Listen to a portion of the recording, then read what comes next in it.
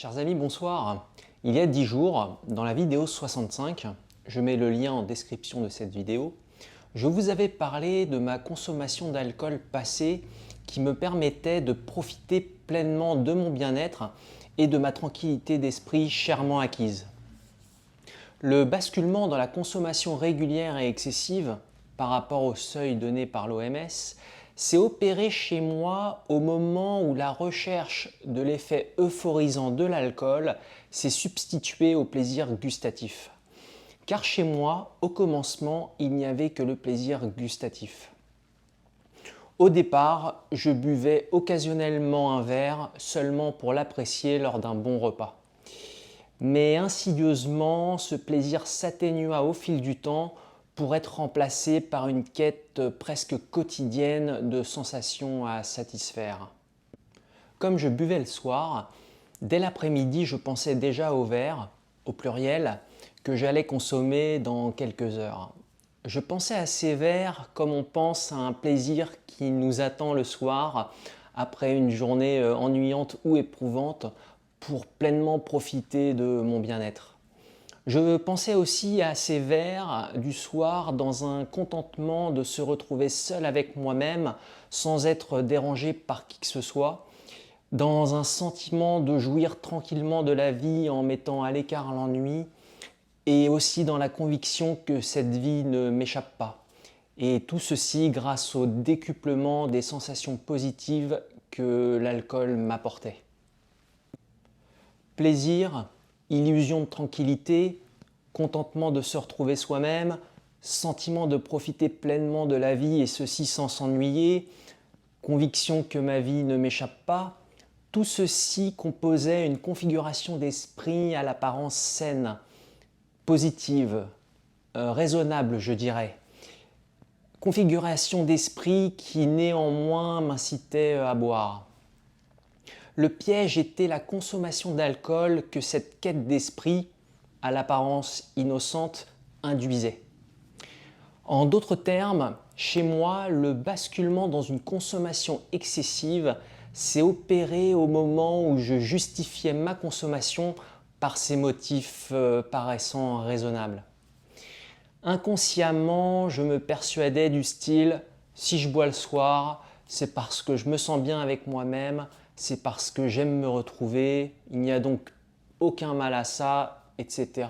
etc. » En réalité, dans mon esprit, cette justification chassait toute possibilité de remise en question à boire presque tous les soirs. Autre chose importante, je m'isolais. Tout simplement parce que dans l'après-midi, je pensais à mes verres du soir et au plaisir qu'ils me procureraient. Tout simplement parce que je savourais à l'avance mes soirées que j'allais passer seul chez moi avec mon verre de champagne à la main. Et quand un événement m'empêchait de vivre cet instant, par exemple quand je devais aller dîner après le travail avec des amis, ou bien quand j'avais un rendez-vous à l'extérieur pour une quelconque raison, je ressentais au fond de moi une sourde frustration. Et ceci dès l'après-midi, lorsque je pensais à mes verres que je ne pourrais boire en paix chez moi en fin de journée. Je ressentais alors un manque. Voilà pourquoi ce changement de programme m'agaçait, du fait que ce rendez-vous à l'extérieur allait m'empêcher de vivre ma béatitude du soir. Et donc, insidieusement, je m'isolais. Les relations sociales réelles m'importaient de moins en moins. Il y en avait de moins en moins. Je veux dire tout simplement voir des gens dans le réel. Certaines de mes relations en ont d'ailleurs pâti de cet isolement qui s'était progressivement installé.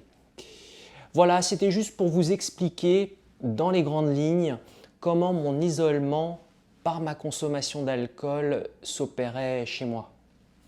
Vous savez, en prenant conscience de tout ce que je vous explique ce soir, en prenant surtout conscience des avantages de l'arrêt de la consommation d'alcool que j'ai pu constater chez moi, meilleur sommeil, sérénité retrouvée, irritabilité atténuée, focus plus efficace le soir sur mes projets et mes passions, plaisir de voir des gens dans le réel, économie que je fais et j'en passe, une mise en garde s'est construite dans mon esprit.